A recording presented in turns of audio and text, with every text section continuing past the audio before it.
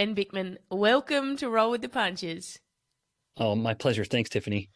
How are you today, sir? Yeah, it's a good day. It's end of the week here, and it means another week of teaching is in the books. Beautiful. I'll drop myself in it and tell everyone that I'm 15 minutes out of bed and had forgotten that we'd scheduled this on a Saturday morning. I wasn't going to tell them. You told them. I'm terrible. I throw myself under the bus all of the Yeah. time. I was like, I shouldn't even tell Ben. He'll think I'm so unprofessional. But it is such a pleasure to have you on the show. I thought I come across you and went, well, this is a guy that knows a thing or two about metabolic health and how we should eat and insulin resistance and all of the things. What a great conversation. Oh, yeah, my pleasure. Yeah, glad to do it. Mm. What got you started in this area of research? Yeah, it was a bit of a maybe it's not too unconventional. As an undergraduate student getting my bachelor's degree, I had really started to think about what I wanted to do with my future, and I was studying exercise science, and I took a class as a senior from a professor who mentioned that he was doing research in his lab at the university with regards to muscle nutrient metabolism, glycolysis and lipolysis. And I was so fascinated by that. I'm embarrassed to admit it, but I had no idea that people were still doing research into nutrient metabolism and biochemistry. I naively thought everything we know is done. I didn't know there were people still studying this. And that kind of planted a seed of interest. And so I decided to pursue a master's degree in exercise physiology to study inflammation and because that's relevant to exercise. But then I stumbled across a paper that detailed how when fat cells grow too big, they start releasing pro-inflammatory hormones or proteins. And that was mind-blowing to me for two reasons. One, it detailed how the fat cells are in fact endocrine or hormone-releasing organs, which is nothing I'd ever learned about. And second, that particular study detailed a mechanism that explained basically that when fat cells get too big, they release these inflammatory proteins, and it's these inflammatory proteins that then cause insulin resistance, the first step of type 2 diabetes. And that was it for me. Once I read that paper, I was all in, and that was most of my PhD work focused on inflammation and insulin resistance. My postdoc, my fellowship in Singapore actually once continued to focus on insulin resistance and how inflammation is once again a kind of fundamental cause. And then since I started my own lab here at BYU in Utah, in the Rocky Mountain part of the US, I've continued to focus on insulin resistance, continue to focus on fat cells, and now with a lot of our recent work detailing how insulin resistance affects brain cells and how brain cell energy use gets compromised when the brain becomes insulin resistant. So that's the kind of full story up until the present. And indeed, in the present, I'm the director of the diabetes lab here, and it's a lot of fat cell work, brain function. In fact, the fat cell work is such a focus for my lab that we've been trying to optimize a new way to get fat biopsies from people, to have humans come in and volunteer, and we take a little piece of their fat from their belly. And we were trying to find a new way to do it, like I said, and I was the guinea pig. And so I'm literally lying on the table and looking at what my students are doing to the little bit of fat in my belly. And I'm telling them, oh, yeah, I think you went a little too far, pull the needle back out a little bit, and just trying to find a better way to get fat from humans to study it in the lab. But it's a glorious thing. It's to be a scientist and a professor, to get paid to be curious and to teach some of those answers to students it's a pretty wonderful job. That's quite fascinating. What can we learn from fat cells themselves? Oh my gosh. Yeah. So fat cells are really, it's probably not too surprising to hear this. They're fundamental to metabolic function for the better or for the worse. So let's kind of take the extremes. On one end, we have what's the more common problem, which is that fat cells get too big. That's a process called hypertrophy, or a hypertrophic fat cell. And again, it's just when the fat cells swell, and they can get big. a fat cell that is really fat, from say an obese person, will have 10 times the volume of a fat cell from a lean individual. Wow. And that's how most people get fat. Most people get fat through the fat cells getting big. There are some people, this is not as common, who get fat through the fat cells just replicating. That's a process called hyperplasia. So none of the fat cells get very big. They stay pretty modest in size, but they just multiply. That's a very healthy way to get fat, where the people have very good heart health and very good metabolic health and insulin sensitive. They're insulin sensitive. But again, that's a minority, a small sliver of individuals. The vast majority of us around the world, across all ethnicities, get fat through hypertrophy of the fat cells. And when the fat cell gets too big, it starts secreting pro-inflammatory proteins. And back to my area of research, particularly, or my background, they start secreting these pro-inflammatory proteins that once they start spreading throughout the body, they make other tissues insulin resistant, like the brain or the ovaries or the testes in a man, or the liver or the blood vessels. And they start to create this, well, it compromises all of the tissues of the body. But of course, as I mentioned at the outset of this answer, that's the extreme end that prevails around the world right now, where fat cells get too big through overweight or obesity. But on the other end, we have people, a small number of people, who have a genetic disorder in the ability to make fat cells. That's a disease called lipodystrophy, and they literally can't make fat cells. And so you look at the individual and they are exceptionally lean. I mean, they are just cut. You see every vein bulging, every striation of every muscle. They look like they are extremely fit, healthy people. And yet they're profoundly insulin resistant, and often they develop type 2 diabetes. That's how bad the insulin resistance gets, because they can't store fat in fat cells. And that's sort of the good part. As much as we curse the good part of the fat cell, as much as we curse our fat cells, we need them. They serve a purpose. They're supposed to store fat. And when they do so, the body works well. But when they store too much fat that they really can't store anymore, and that's what happens when the fat cells get 10 times their volume, now the body also has a metabolic problem. So on either end of this, whether there's too much fat in the fat cells or whether there's no fat cells to store the fat in, we end up having metabolic havoc. And so it's that happy medium, which is a person has fat cells, even plenty of fat cells, but they're never too big. Then metabolically will be sound. What dictates the increasing the number of fat cells as opposed to increasing the size? What's the deciding factor in that?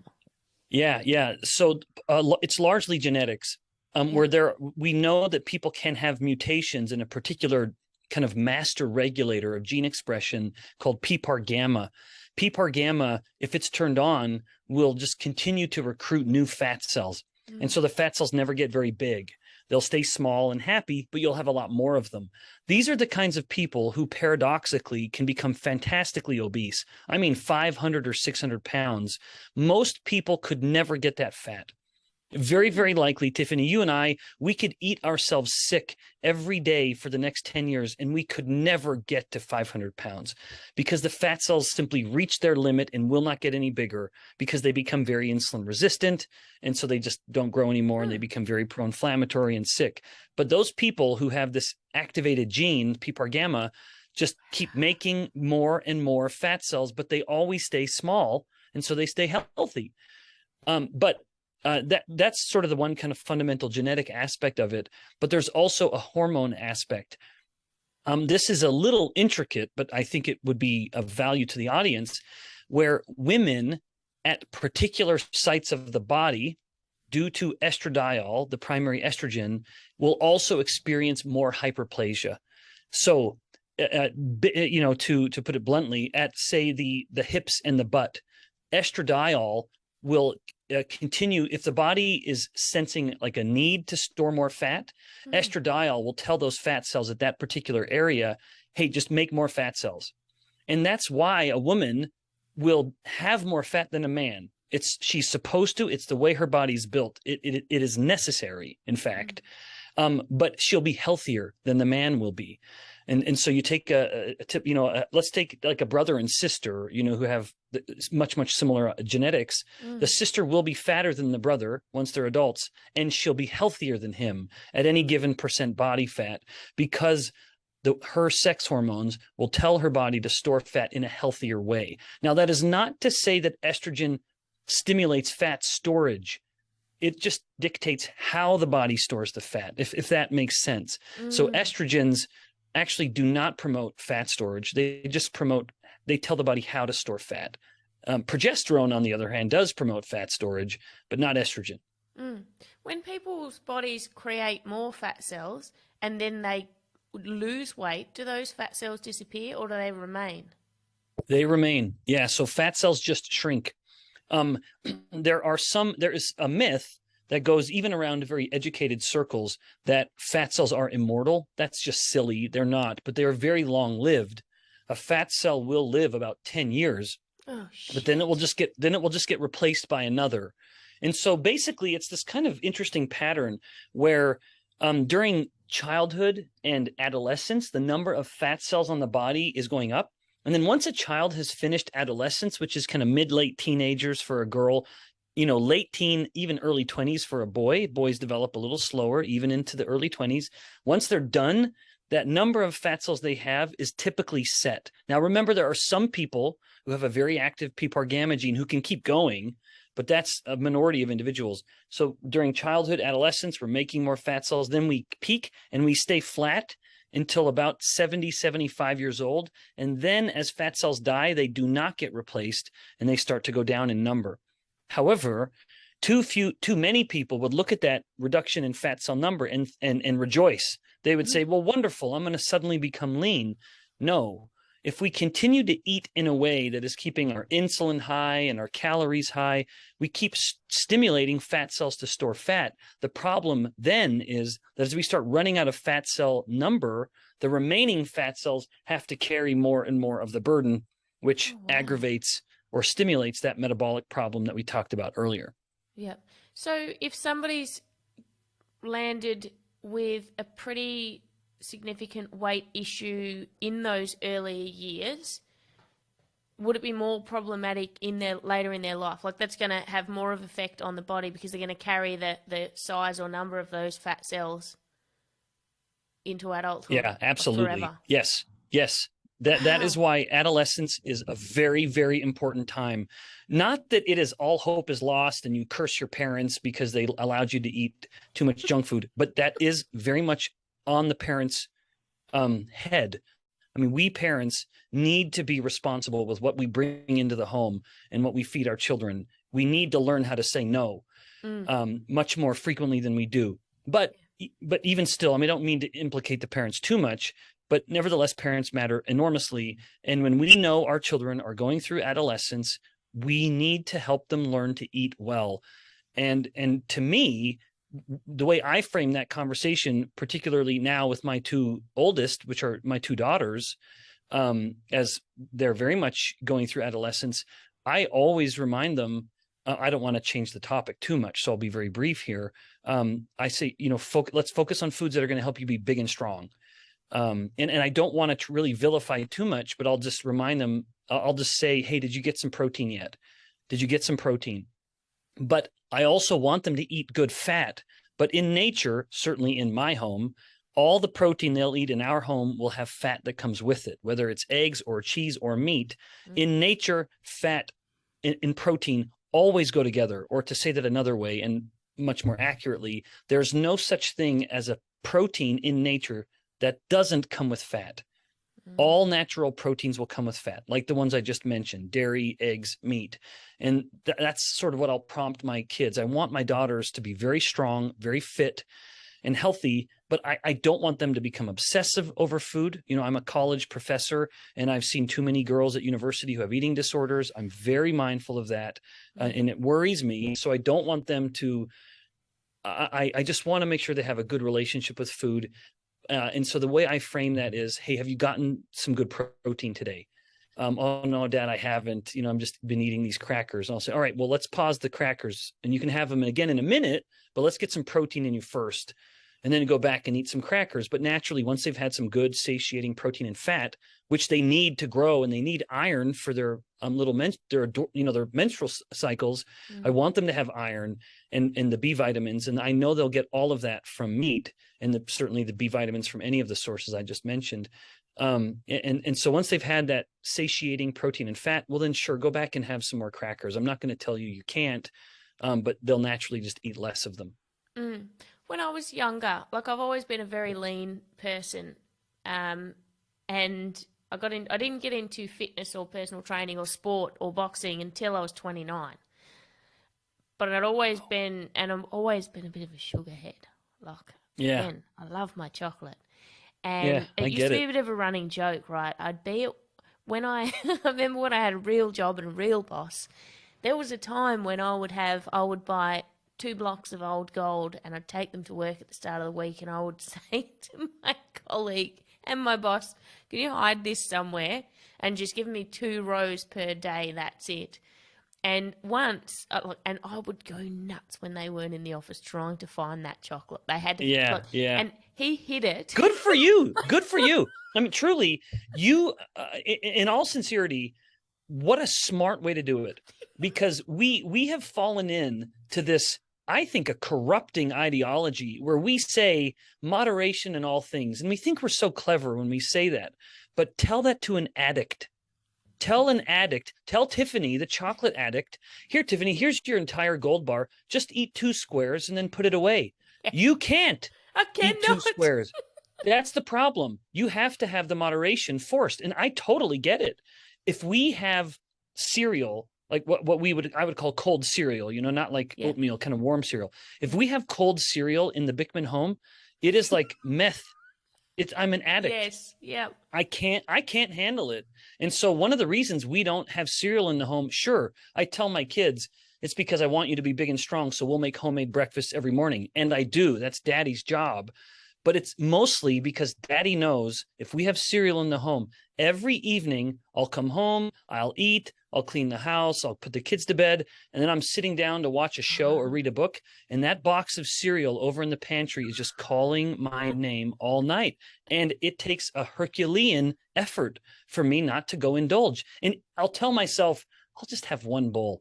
Before I know it, I'm in like a cereal coma on the floor, holding my big pregnant belly engorged with cereal. It's ridiculous. So anyway, I've kind of gone off topic a little bit, but we need to know what our limitations are. And the fact that you were able to acknowledge it and recruit help suggests that you have a very acute sense of self-awareness, which I compliment you for. Most people are great self-deceivers, and they will buy that item from the store, take it home, and they'll tell themselves, it'll be fine. I'm just going to have a little. But they know, deep in their heart of hearts, they know I'm going to go not be fine. I'm going to go crazy. I'm going to go bananas on this thing, and I'm going to regret it. I'm going to have shame. I'm going to hate myself for a period of time. And that's what I say that with experience, because I will eat 3 bowls of cereal. I'll feel sick to my stomach, and I will say, Benjamin, you were so stupid. You knew this would happen, and you did it anyway. And then I'll tell myself, I'm going to be better tomorrow. No. And so do you know what I do? What do you do? Once that happens one time, I will go take that box of cereal. I will take it out to the bin and throw it away. And pour sauce I know, all over it. Yep. Yeah, that's right. Yeah. Mix it with a dirty diaper or something. What it would make me laugh, because so many people, especially once I got into personal training, and people would say, you're so lucky, you just get to eat all, like you could, because I would say, I have to do that, otherwise I'll eat 2 blocks of family chocolate in a sitting, and that's, and they're like, you're so lucky that you can do that. And because especially once I was fighting, I'd like 10 to 12% body fat. So it's very lean, like 6-pack abs. And for a woman, that is very, very lean. Super lean, way too lean. And a man, and that's lean for a guy too, but especially for a gal. Yeah, and people would say, like, you're so lucky though, you get to, and I'm like, actually, I don't think that's luck, because without the visible repercussions as well, I'm more likely to do it. And like, tell me I'm lucky when I'm sitting there with half a leg amputated because I've had diabetes. It's the health problems and all of the other repercussions that are sneaking up that I know are Hmm. happening when I do that. Like it's not. Yeah. So And it overlooks all the effort you're putting in, like when you're training 4 hours a day, that ought not to be discounted. There's nothing lucky about that. mm, yeah, exactly. Um, what are people? What's happening with people who are metabolizing food like that? What's going on underneath the Yeah. facade? Yeah, like to the person who's like moving through metabolic disarray. Yeah. Yeah, yeah. So um it's interesting that when we talk about diabetes, certainly type 2 diabetes, it is a problem of insulin resistance. And the fact is, insulin resistance has become the most common health disorder around the world, where insulin levels are higher in the blood, but insulin levels aren't working particularly well. Unfortunately, and although there are several physicians in Australia who are very aggressive and very forward thinking in this regard. If anyone listening hasn't heard of Paul Mason, Dr. Paul Mason, I have enormous respect for him. He and I just co-authored a biomedical paper that we published together. And he's in Australia, and there are many, many others like him who are strong advocates of focusing on insulin resistance for health. But nevertheless, the person who's progressing towards on this metabolic tragedy, which starts with insulin resistance and then it ends or progresses through type 2 diabetes, and it gets to infertility in men and women through different means, and heart disease and Alzheimer's disease. The problem is this growing inability to metabolize glucose. That's part of the problem, but it also reflects how we're looking at this so wrongly. If we are tracking someone through time, as we're moving from healthy to insulin resistant and diabetic, insulin levels have been going up over time. And then eventually, even though insulin is still very high, the body has become so resistant to its own insulin that over time now the glucose starts to go up as well. It's because they aren't metabolizing glucose particularly well. And yet, even though we know that and we acknowledge it, every clinician would say, oh, there goes your blood sugar levels. They're starting to climb. And yet they will tell them in the next breath, you ought to start adhering to a low-fat diet.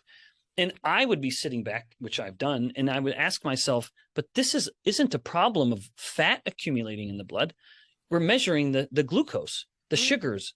So why are you telling them to eat a low-fat, high-carbohydrate diet, which by its very nature is going to be putting more and more sugar into the system, or blood sugar, or the starches and the sugars, which just all get converted into blood glucose?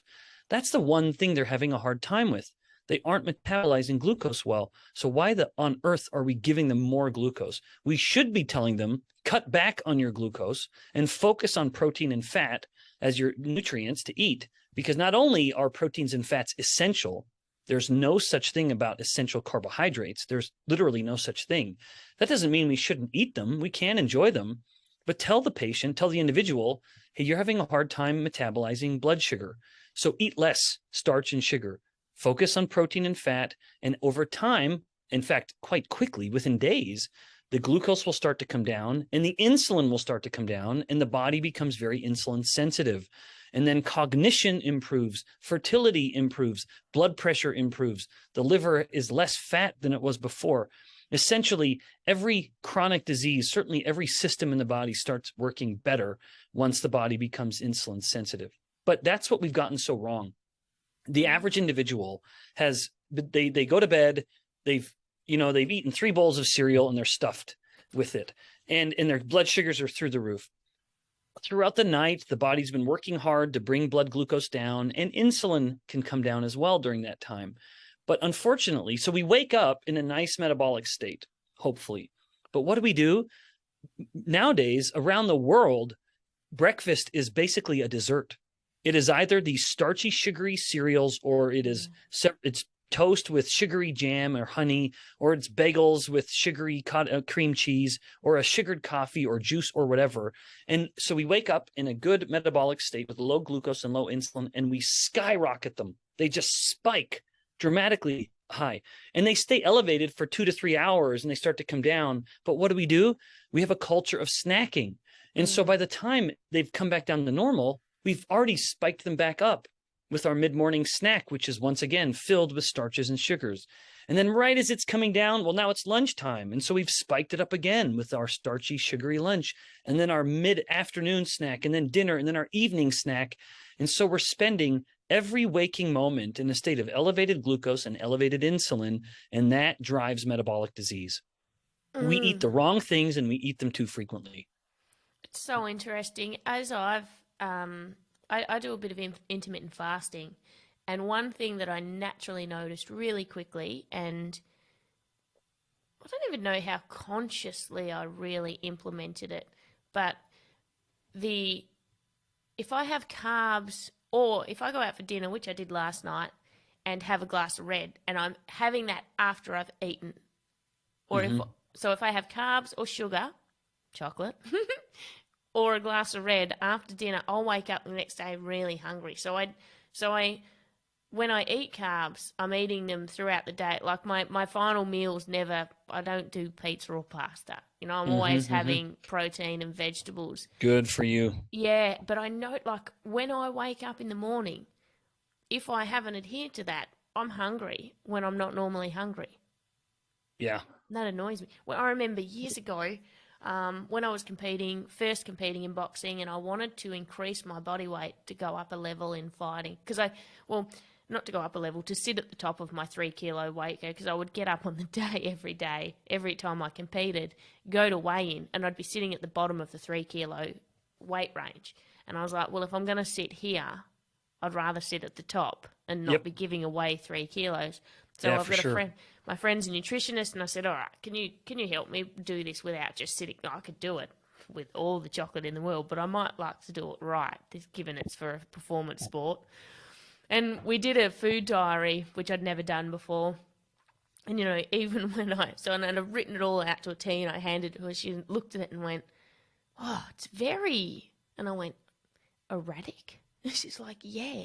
And so, I could see it. I was looking at it going, there's all of these, in inverted commas, healthy choices. But there were a lot, everything was, you could see, and I could see my own energy dips up and down, like this erraticness in what I was eating, like pretend healthy protein balls that are really just a pack of dates with some peanut butter, these pretend sugary things. And I just know that when I focused on that and evened that out, my energy levels were far better. Yeah, like yeah. My so if you would have been to tolerate hunger. Yeah.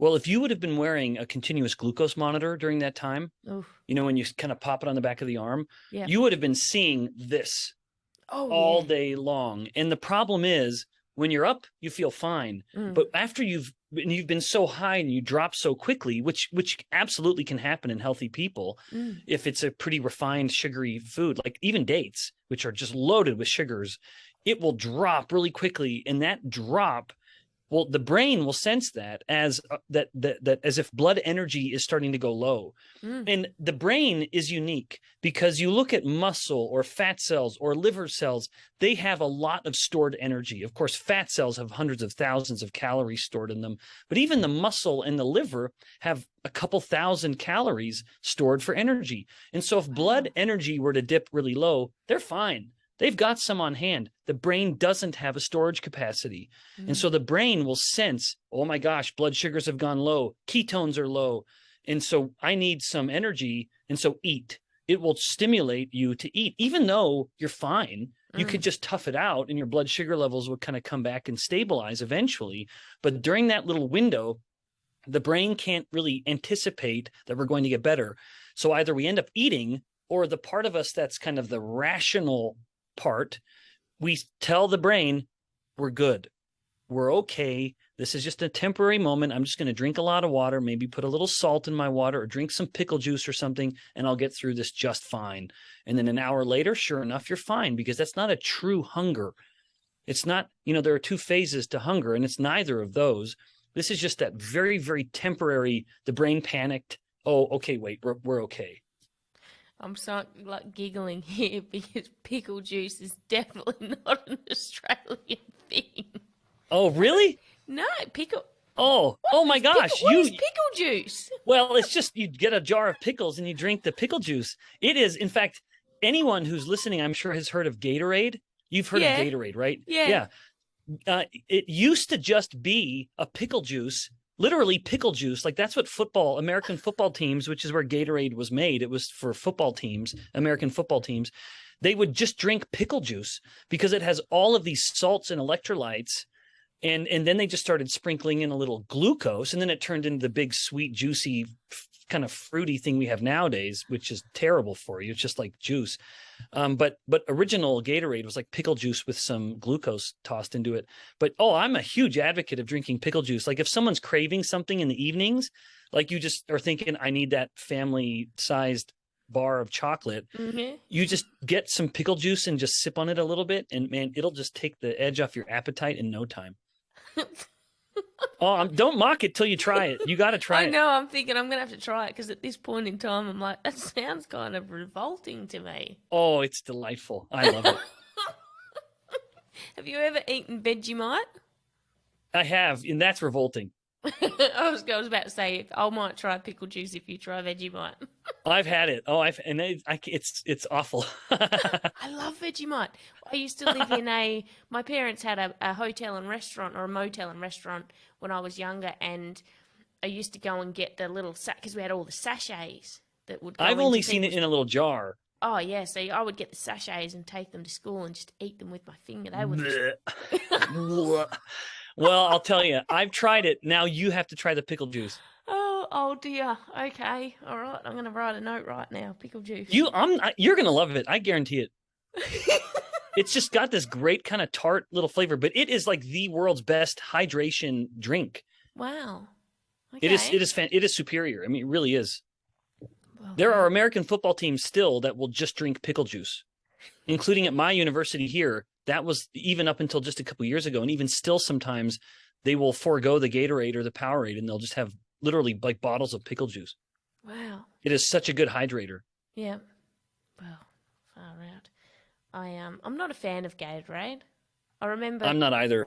It's just sugar now. Yeah, there was I used to take some boxing classes at a gym, and one of the guys that would come, he would do a class, and then he would buy not one but two. He'd buy 2 bottles of Gatorade at the end, and I would berate him every time.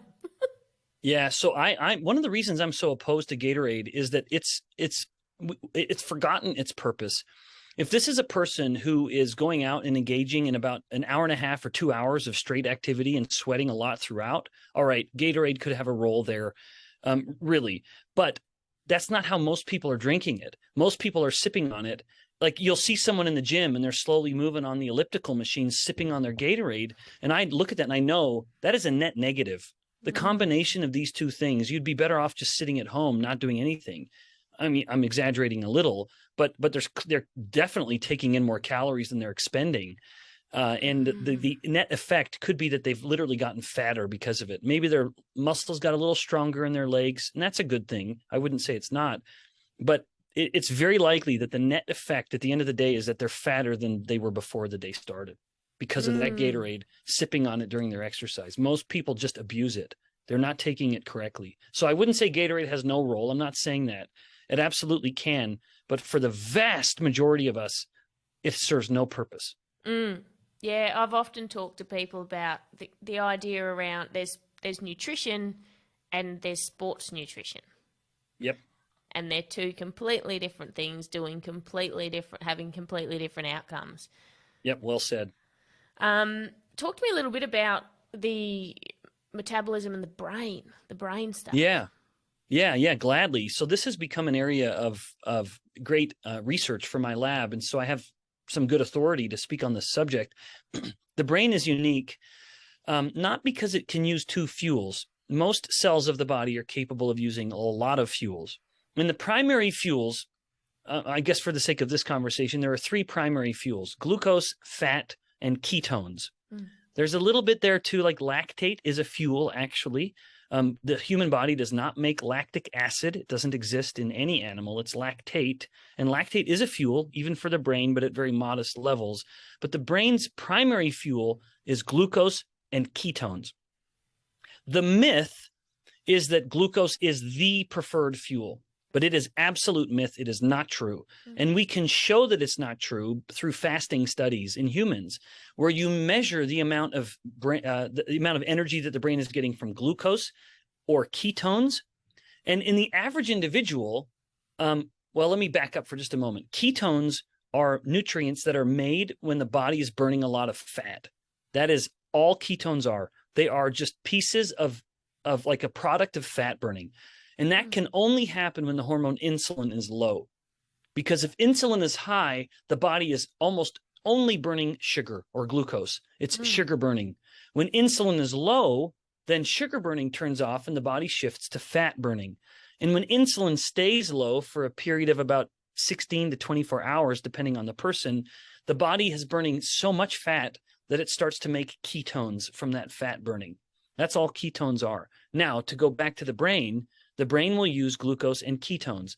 But then if someone is fasting, even though the body may have 2 or 3 times more glucose in the blood than there is ketones, the brain doesn't care and is now using over at a 2-to-1 ratio, even almost more than that, 2.5 to 1, it's using more ketone compared to glucose. So the brain shifts to ketone use as soon as ketones are available. Thus, if the brain prefers any of those 2 fuels, it is the ketones. Now, that becomes an interesting point that we can leverage when it comes to brain disorders, whether it is Alzheimer's disease, whether it is migraine headaches, whether it is epilepsy and the seizures that come from it. If we can shift the brain over from relying on glucose as its fuel to relying on ketones, the epilepsy will stop and the person may never have another seizure again as long as they're in ketosis. The migraines will stop, and very often the person will never have another migraine as long as they're in ketosis. And in Alzheimer's disease, it will improve cognition. It will not cure the disease. It is, from all we can tell, irreversible, that there is just this irreversible loss of brain function. But in those people with severe cognitive impairment in Alzheimer's or pre-Alzheimer's, we can give them ketones through a drink or fast them, whatever we need to do, and have them perform cognitive tests again, and they will perform immediately significantly better on them. In fact, there was a paper just published today that looked in overweight people and studied their cognition, had them do 8 weeks of exercise, and then they found just normal aerobic exercise, and they found at the end of the 8 weeks, the brain was more insulin sensitive and cognition had improved. They did these cognitive tests and immediately got better. So the brain, the problem is, to kind of wrap this into one whole idea, the brain needs insulin to get glucose in, partly. And so if the brain becomes insulin resistant, it can't get as much glucose in. Then you would say, well, then brain, just shift over to ketones. However, in the same body that is insulin resistant, insulin levels have been so high that there's not enough fat burning going on to make ketones. So the brain is starving, even though there's plenty of glucose available in the blood, because it can't get the glucose. And while it's crying out for ketones, the high insulin won't allow the body to make any ketones. And thus the brain goes hungry, starts to starve, and then you have Alzheimer's disease, or you have epilepsy, or you have migraines. And so the correction for those disorders to varying degrees is to feed the brain by becoming not only more insulin sensitive, so it can use glucose better, but also becoming insulin sensitive and helping insulin stay low by avoiding refined carbohydrates and fasting from time to time. And now you have ketones available to feed the brain as well. Oh, this is so fascinating. I don't know a lot about ketones and ketosis. So it sounds like it is. So ketones are kind of could be likened to like an exhaust fume to burning. Yeah. That's a really good analogy. In fact, I've said that. I've used that analogy myself, and I just am cautious using it because I don't want someone to think that that's a negative. Yeah. If you and I are in a room with exhaust fumes, we're dead. But that is, of course, but that's not. But it is kind of. It's like a pressure valve, a release valve. Yeah. Do they? Where what there's so much fat burning. Yeah. Aside from then fueling the brain, do they have another function or purpose as well? Yeah. So we believe that feeding the brain is the primary purpose. However, my lab and some of the fat biopsies that we've done from humans, we've found that ketones also will signal to the fat cells to increase their metabolic rate. So we took fat biopsies from people that had no ketones in their blood, or people who did, or were in ketosis through fasting or low carb diets. And when the people who were engaging in, frequent fasting and low carb diets, their fat cells had a metabolic rate that was about 3 times higher than the fat cells in the non-ketosis group. And we proved this out further by testing it in animals and in isolated fat cells that were growing in little petri dishes, that when we would put the ketones into their bath to allow them to eat ketones as well as glucose, then their metabolic rate spiked. So there's this pronounced metabolic benefit, even at the level of the whole body, that comes from being in ketosis. So I'm quick to say, though, I don't ever mean to sound like I'm an advocate of a ketogenic low carb diet. I don't want to be an advocate of anything other than improve your metabolic health, but I will defend it. I will defend ketones because that is an area that has been vilified, certainly in kind of popular culture, and medical trained individuals. They will all just talk about the ketogenic or keto diet as if you're going to die from a heart attack. And my response to that is always, show me the data, show me any evidence whatsoever that would support that idea. There is none. There's literally none. And then in contrast, I will show you evidence to show that a low carb diet can reverse type 2 diabetes. It can improve fertility. It can improve cognition with Alzheimer's disease and several other benefits. So, but even still, I don't mean to sound like I'm advocating it. I think there are a lot of ways people can eat to be healthy, but there's no question this is a healthy way to do it. So I will defend that way of eating from its uninformed detractors and enemies. How do you think we navigate information like this so that we straddle the space between implementing good things and not becoming obsessed and making it an addiction? Yeah.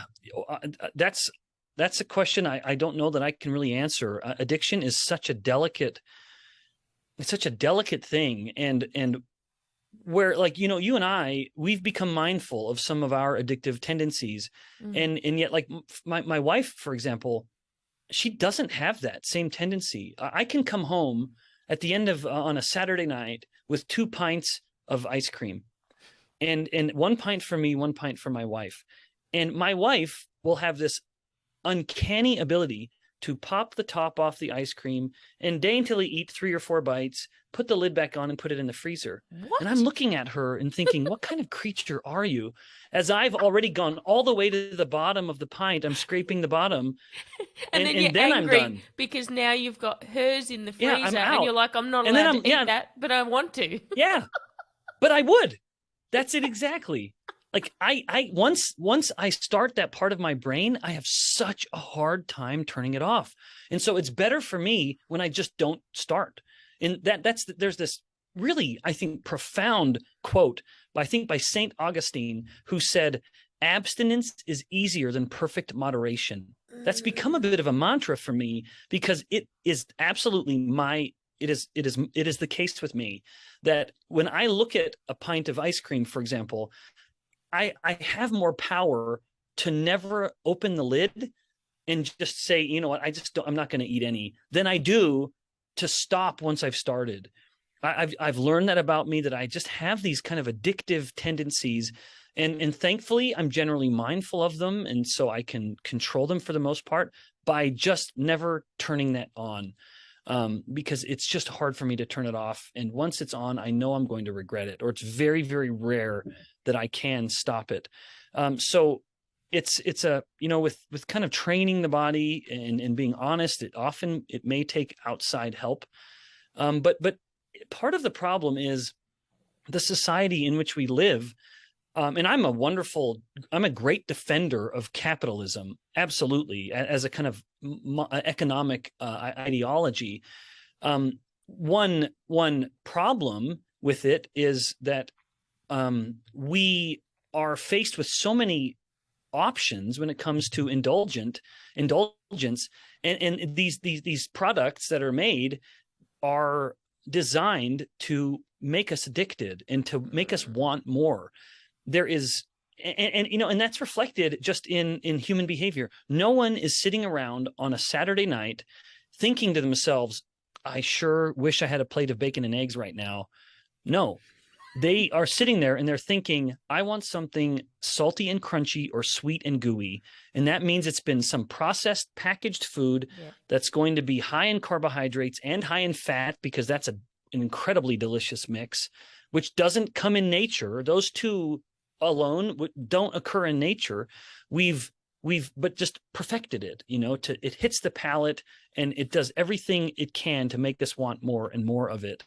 So it takes a particular awareness to try to disconnect from that pattern of eating that gets us in so much trouble. I'm often taught, I do a lot of coaching with people, and food is always high on the list of things we're trying to control or overcome or adapt. And I'm fascinated by it, because with food, I'm always looking at the fact that there is a chemical, biological experience, there is an emotional experience, there is a physical experience. There's all of these different things, and it's figuring out in the middle of that what's driving me in this moment when I make this choice, but also the idea around getting people to understand that once I've succumbed to that primal choice of grabbing the chocolate and having the thing, whether it's an emotional response, whether I'm doing it as a coping mechanism, or whether I've overtrained and my body's like, fucking, you haven't eaten enough calories today. You're just giving me some fast sugar now. Whatever it is, I think that we do ourselves an extra disservice, which this will probably sound backwards, but I think it's an extra disservice when we then allow ourselves to go into shame and all of the negative emotions. Like, sometimes you have to go, wow, look, my body, my brain sought something out and achieved it, so I'm going to let it have the response it gets by having that, rather than beat myself up and shame and do all of the things that then release negative emotions in our body and do whatever, all of that. Oh, I agree. I think if someone, I would never want to imply that there's no room for indulgence and just true sheer enjoyment in what we eat. But if we are able to couple that with a self-awareness where we can know, I'm only going to buy, I don't know, this much ice cream. I'm going to go to the ice cream shop and I'm just going to buy a scoop of ice cream. And then I don't have it. I don't take it home with me. I don't have the opportunity to indulge or overdo it and then regret it and feel shame from it. If we are able to structure the indulgence in such a way that it can be limiting, then I think that's a brilliant way to, like your strategy where you trust others to make sure that you don't go too far. That's brilliant. And where we can fit that in throughout our lives, where we can rely on our, a strategy that we put in place or those that we love and trust to help us without resenting them, then I think then we've really reached a sweet spot. I love what you said earlier about migraines. I've got a client at the moment who suffers migraines, and I was talking about that to her, and she said she's found very little answers or research around it. So I was like, I'd like to find someone to talk to about this. But that's an area of research. In fact, as far as I can tell, that is the first published medical outcomes related to a ketogenic diet. The first paper was published in 1929, I think. I'm almost positive that was it. That had a physician who, here in the U.S., I think it was kind of in the Midwest somewhere, who took like a dozen people who were migraineurs, they were called, who suffered from frequent migraine headaches. And it's a really beautiful study. He documented every single patient and their outcomes and their progression towards being migraine free. And he would note, patient 1 at the point of ketosis has never experienced another migraine. Patient 2, from initiation of diet, they experienced 2 migraines in the first week and have not experienced any since. So he went through each patient and just really provided some rich detail that you just don't really get in biomedical published papers anymore. But anyway, it was followed up by another paper the year later by an entirely different group, again here in the US. But it's an area of research that, of course, has been totally ignored, all because the same goes with epilepsy. Epilepsy was first treated by ketogenic diets, and it was often curative. And in both cases, migraines and epilepsy, these dietary strategies of a low-carb ketogenic or fasting protocol fell out of favor the moment there were medications that were deemed better.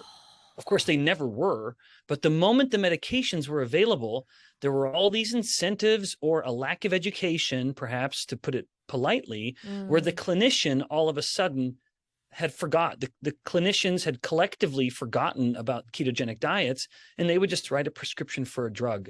And it is never as effective as a dietary intervention. So with your particular client, I would absolutely say this is something you really ought to try because it's very well established. What's really beautiful, I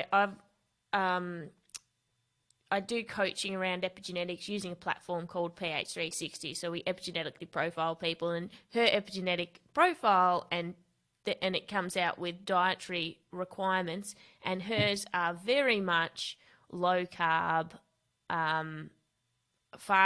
She's doing a bit of fasting. She's having a lot of broth, small dinner, like just very. So when you said that, I was like, oh, so what we've already started doing should be supportive of reducing the number of migraines she gets. Yep.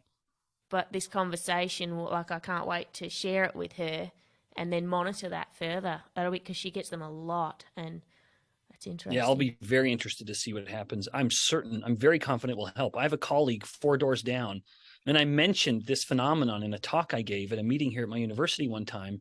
And then he came up to me about 4 or 5 months later, and he said, Ben, I'd never have told you this. After your talk a few months ago, I was so desperate to find a relief to my migraines. And he'd get about 1 debilitating migraine a week. Wow. And he said, I haven't had one since. He said, this has absolutely been life-changing for me. And it was, of course, very gratifying for me, because one of the problems with academia and science, there are a lot nowadays. Academia is becoming kind of a rotten cesspool of crazy ideology. But one of the things that's bad about academia is we just think of these little ideas and we never do anything with them. And so when to me, it's incredibly gratifying to see if there's an idea that I or anyone else has that has some value, to put it out into the real world, out of the ivory tower of academia where nothing really matters, and see that, in fact, some of these ideas do matter. And certainly in the case of my colleague, it did. Oh, I love that.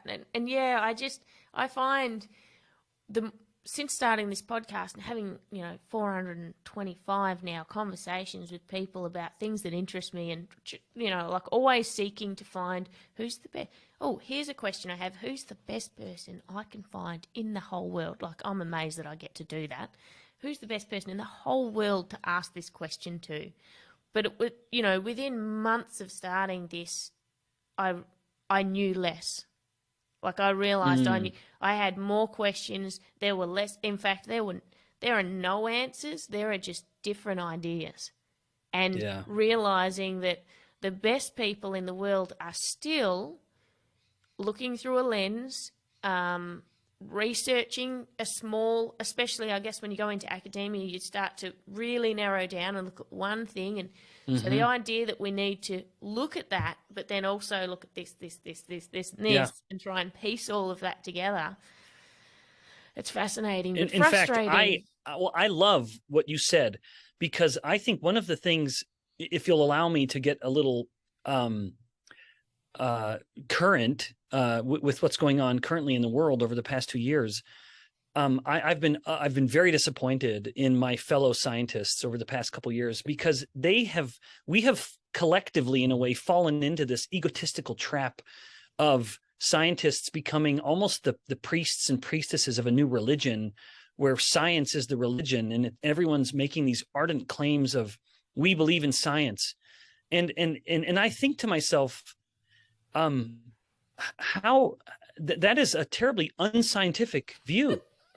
Scientists, we, by our very nature, certainly by our profession, are meant to be skeptical, and we are seekers of truth. At any moment, we should be totally prepared to ditch everything we think we know about something if we see data, if there are data sets, evidence to prove what we thought we knew was wrong. We have to be humble enough to admit it and move on. But when someone starts to say, I believe in science, I don't even know what that means. It is such that's a declaration of faith. And I'm a very religious person, so I very much appreciate faith. I'm very devout. And so I appreciate faith, and I believe in the tenets of my faith. That is not the same as me doing an experiment and knowing what has happened. And I will say, this is what has happened. And now I will fit this into kind of a larger narrative of what I think is going on.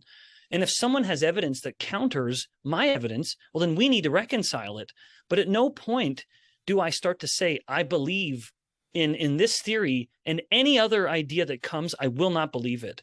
No, then you're not a scientist anymore. You're just an evangelist preaching a particular bizarre secular gospel of some idea that you think is the absolute truth. No, that is the death of science, when people start saying, I believe in science, and then they mean, well, I believe this thing, and I don't want to hear anything else from someone else. I think it'll be an ever-present struggle, because I think once everything's driven by either money or status, or so everyone goes in with an intention of learning something. But as soon as you start to get, we're all subject to implicit biases and things. As soon as you start to get recognition for something, or maybe there's an opportunity for some sort of an income, or to sell something or pitch something, and someone else comes in and an idea is put towards you, everything gets skewed. And it's like, I think about said. Politics, I think about science, I think about everything. Yeah, it's human nature. I agree 100%. And once upon a time, the peer review process would be enough to kind of humble scientists and keep them in check. But then we have papers that are getting accepted into good journals, and they're either skipping the peer review process, or they have their cronies who are peer reviewing it. But it's a worrisome time. And I would just say, lest it sound like I'm so doom and gloom, everyone should be skeptical of what they hear. Even of everything I have said, I would be thrilled if someone said, Ben, you've made a good case. I'm going to look into this, and I want to compare data to data. You have said, Ben, I've alluded to it, a low carbohydrate diet will yield better outcomes in a person with type 2 diabetes than a low fat diet. And I would love for someone to say, that's compelling. I'm going to go look at those clinical studies and do the comparisons myself. I would be thrilled. I don't want people just to take my word for anything either. We all should be very careful. Not that we're all cynical and we're living an angry life, but when we are told something and it's stated as a fact, and it has a ramification on our well-being, the health of our person or our families or whatever, we should challenge it. Maybe it's the kind of American in me, which, revolts against any authority. But I think that's an attribute of a strong, vibrant, successful society. Don't just believe something. If you can, challenge it and look into it yourself. I love it. Oh, you're brilliant. How can my listeners, have you got a website? Have you got socials? Have you got anything you'd like to promote that we can access? Yeah. So thank you so much. This was such a pleasure. It's so fun to talk with you about these things. I'm fairly involved in social media, and it's always just little tidbits of education. I like to just teach ideas about human metabolism. And I'm mostly active on Instagram, and people can find me on social media platforms with the handle Ben Bikman, PhD. No C in Bikman, Bikman, Ben Bikman, PhD. And I also am working with actually a group in Australia. We developed a low-carb meal replacement shake that people could go learn more about at Get Health. That's HLTH, gethealth.com.au. To learn more. And we put blogs up there for people to read, and there's some good material there. Amazing. Well, I've loved this, and I would listen to you, so I'll be following your socials. Everyone, get around it. Thanks so much, Ben, and thanks everyone for tuning in.